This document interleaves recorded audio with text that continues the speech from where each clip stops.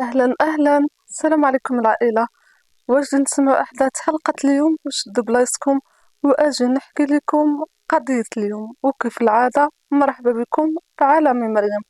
وقبل ما نبداو تفاصيل الحلقة ديال اليوم، ما تنساوش تشتركوا في القناة وتفعلوا زر الجرس باش دائما يوصلكم الجديد.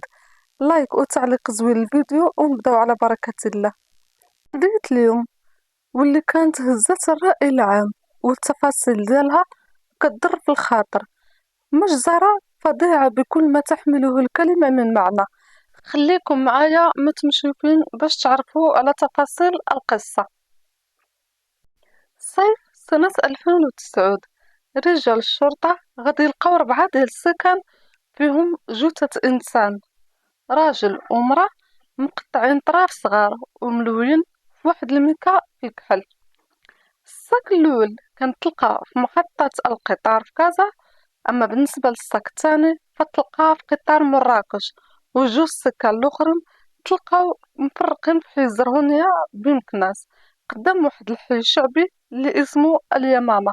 وهاد الشي هذا غادي يخلي الرأي العام المغربي وكذلك الأمن المغربي يطرحوا بزاف ديال الأسئلة على شكون ارتكب هاد الجريمة هادي. واش هاد الجريمة هادي عبارة على تصفية حسابات، واش عصابة، واش إرهاب؟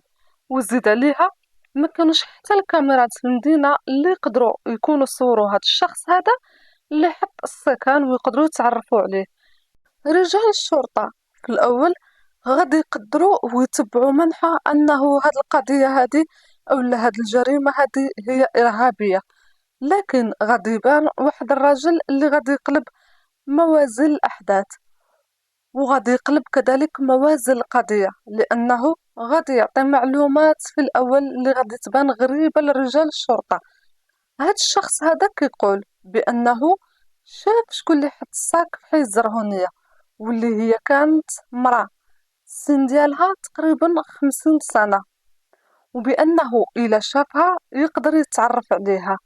رجال الشرطة ارتاحوا من واحد الناحية، وارتاحوا شوية لأنهم لقاو راس الخيط اللي غادي يقدروا يتبعوه ويعرفوا شكون من وراء هاد الجريمة هادي.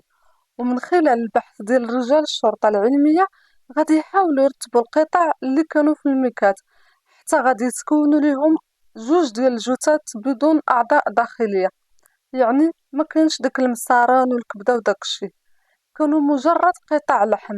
ومن خلال البصمات غادي يتعرفوا على الهوية ديال الجثث اللي كانوا 2 ديال الخوت. الرجل كان الاسم ديالو علاء والسن ديالو 31 سنة، والبنت اللي الاسم ديالها هدى وتقريبا كان السن ديالها 26 سنة. والغريب في الأمر أنهم ما غادي يلقاو حتى شي واحد مديكلاري بالاختفاء ديالهم. وهذا الشي هذا غادي يثير شكوك رجال الشرطة نحو الأم ديالهم، لأنه الأوصاف اللي عطاهم الشاهد كتنطبق عليها.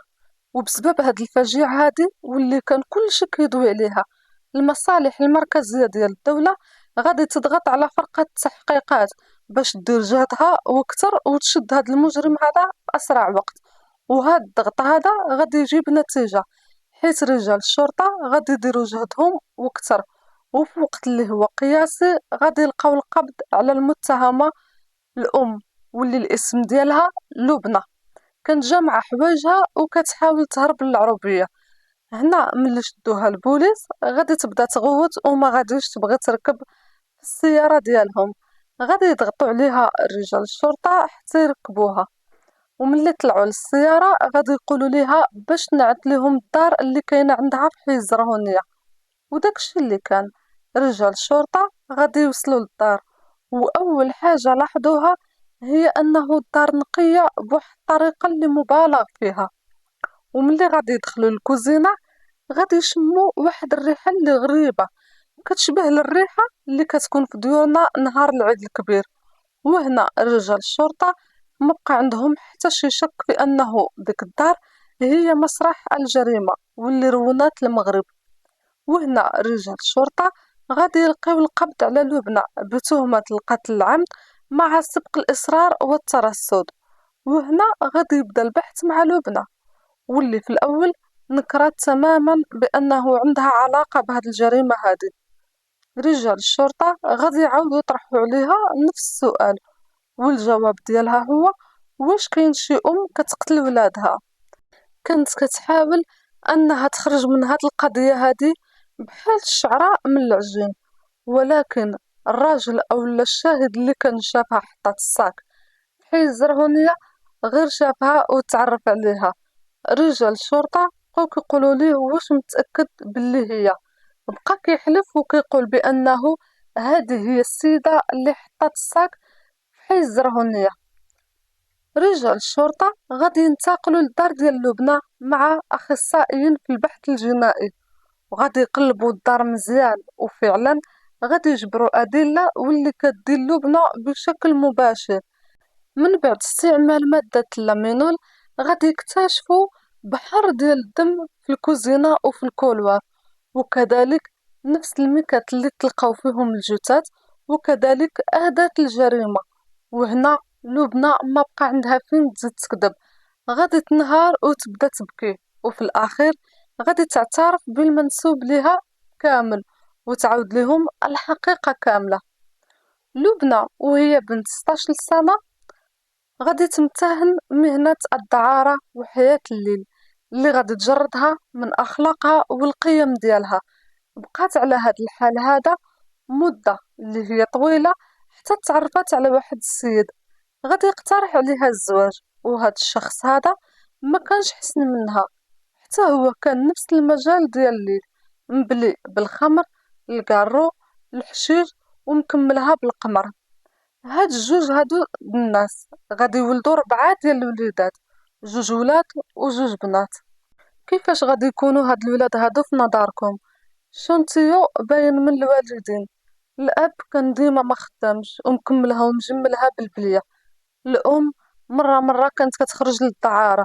دوك الولاد ما قراو ما تعلموا صنعة، ما داروا حتى شي حاجة والو غير البطالة. وزيد عليها لبنى كانت ديما كتضغط على بناتها باش يخرجوا للدعارة، وعاد هما كلهم كانوا عايشين بفلوس البنات اللي كتجيبهم عن طريق الدعارة. لبنى ما غاديش تكتفي بهاد الشي هذا، غادي تبدا تجيب الكلية لبناتها حتى للدار، وفوق هاد الشي كامل غادي توفر ليهم الجو. نعم السيدي، طويجنات، شراب، كارو، حشيش، المهم كلشي موفر. والأب بحال ما كاينش، وحتى ولادها اللي بينهم وبين الرجولة غير الخير والإحسان كانوا كيجلسوا مع دوك الكليان وكيقصروا كاملين، وملي كتسالي الليلة كياخد النصيب ديالو من عند ختو، مرة 100 درهم، مرة 200 درهم، مرة 400 درهم، كل مرة وشنو وعلى حساب واشنو كاين. وكان هاد الثمن هذا كيتعتبر ثمن الرجولة ديالهم، وباش يقدروا يتحملوا حشية الهضرة والشوفة ديال الناس د الحي اللي كانوا ساكنين فيه، لأنه كانوا كيشوفوا فيهم شوفة اللي هي ناقصة. الهضرة الخايبة والكلام الساقط والبلية كان عادي بيناتهم، ما كانش الحشمة لا ما بين الخوت ولا ما بين الوالدين. العائلة كلها كانت فاسدة. واحد النهار مع الجوج ديال العشية، علاء وهدى كانوا كيفطروا لأنهم عاد فاقوا، وكانت قدامهم واحد القرعة ديال الشراب منزلة فوق الطبلة خاوية. علاء غادي يطلب من لبنى 1300 درهم باش يمشي يقصر مع صحابو، وهدى قالت ليه من بعد ما عنديش دابا. علاء ما تقبلش الهضره ديال ختو، قال ليها كيفاش ما عندكش وانتي الليل كامل وانتي خدامه؟ غادي يبقى يضغط عليها باش هكا تعطيه الفلوس، غادي تجبد 200 درهم وتعطيها ليه. علاء من عطاتو داك 200 درهم تعصب وزاد جعر وبدا كيغوت عليها باش تعطيه الكمالة ديال الفلوس، لكن هدى بقات مصممة على أنه ما عندهاش الفلوس وما غادي تزيدو حتى درهم. وهنا غادي يدخلوا بجوج بيهم في واحد الصراع، بقاو ضربة فيا ضربة فيك، حتى لواحد اللحظة علاء غادي يهز داك القرعة ديال الشراب اللي كانت فوق الطبلة خاوية وغادي يعطيها نيشان للراس. هدى كانت في البلاصة طاحت جثة هامدة. هنايا علاء قرب ليها بدا كيحركها وكيقلب فيها ويعيط ليها، لكن هدى ما كانتش كتجاوبو. شوية ملي قرب ليها وشافها ما كتنفش عرفها بأنه ماتت.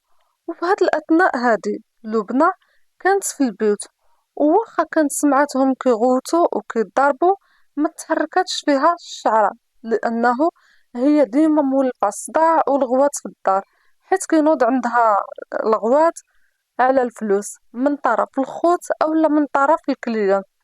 ولكن الخلاف كان كيسالي وما كيوقع والو. لكن ملي سمعات الزاج تهرس والحس قطع خرجت تشوف شنو كاين، وهنا صدمت من المنظر اللي قدامها. ولدها واقف وخت وحده جثة هامدة في الأرض. علاء كان بان عليه التوتر وبدا كيحاول يجر ختو للكوزينة، بقى معافر معاها حتى دخلها للكوزينة. وامو تابعاه كتغوت وتسولو على اشنو ناوي يدير. هنا كان جاب واحد الموس كبير، ولبنى توضحت ليها الصورة ديال ولدها وعلى ياش ناوي. غادي هنايا تبدا تهدو بالبوليس. علاء غادي يقول لمو بالحرف غادي نكمل منها ونجي ليك انتي نكمل عليك. لبنى هنا غادي تدخل في واحد الهستيريا ديال انه ولدها قتل بنتها، والصدمة الثانية ديال انه غادي تكون هي الضحية الثانية د ولدها. ما خمتش بزاف، هزات واحد المقدة كانت منزلة تما كان قريب منها، ومعاه هو كان عاطيها بالظهر كيقاد الجثة ديال ختو باش يقطعها. غادي تجيه على غفلة وتعطيه دقة وحدة للراس، وغادي طيحو حتى هو جثة هامدة قدام ختو. وهنا لبنى غادي تلقى راسها قدام جوج ديال الجثات، وماشي اي جثات، هادو راه ولادها. وهنا غادي تقرر تطبق نفس الحل ديال ولدها علاء اللي كان كيدور في راسو قبل ما تقتلو. كانت بدات بعلاء هو الاول، قطعاتو طراف صغار، ودوك الاحشاء ديالو كنت لاحظتهم في الطواليت اعزكم الله. ونفس الشيء دارت حتى الجثه ديال هدى. ومن بعد كان جمعت ديك الاطراف ديال ولادها في اكياس بلاستيكيه ودارتهم في الثلاجه باش ما يعطيوش الريحه حتى تشوف فين غادي ترميهم. نقات الدنيا من الدم، مسحت الحيوط وسيقات وغسلت كذلك ادوات الجريمه. وهنا بدات كتخمم بشي طريقه كيفاش حتى تخلص من قطع اللحم ديال ولادها. هنا لبنى هزت جوج سكان الوالا ومشات لمحطة القطار في مكناس.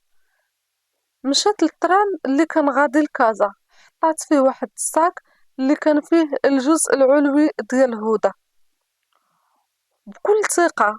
ومشات ما ولاتش دارت فيها، وحتى لو انك تشوف فيها ما تخليكش تشك فيها بانه دايره شي جريمه، وما دارتش من وراها. وبقات كدور في المحطه وكتشوف حتى بان ليها واحد التران كيتحرك، وهاد التران هذا كان غادي لمراكش. حطات فيه الساك واللي كان فيه الجزء العلوي ديال علاء وزادت خلفه مع الطريق.